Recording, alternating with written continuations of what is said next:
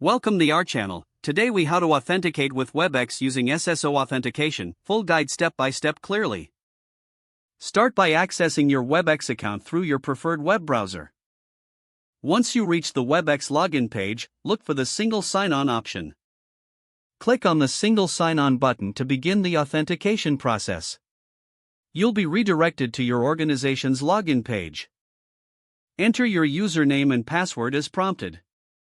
If your organization uses multi-factor authentication, you may receive an additional verification request.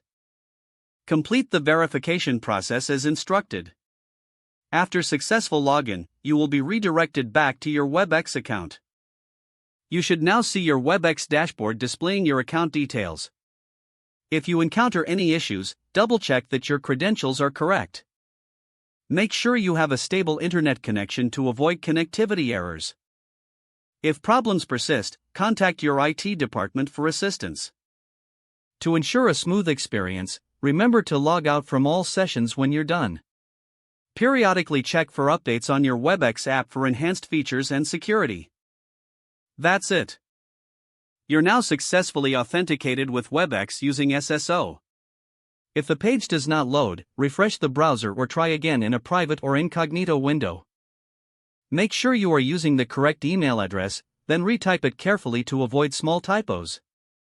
If your password is not accepted, use the reset option and create a new strong password you can remember.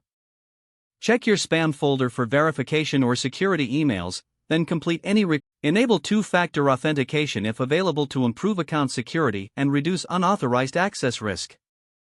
After signing in, review your profile details so your contact information and settings are accurate and current. If you see an error message, note it down and try again after restarting your device and internet connection. Log out when you finish, especially on shared devices, to keep your account and payment information secure. If the page does not load, refresh the browser or try again in a private or incognito window. Make sure you are using the correct email address, then retype it carefully to avoid small typos.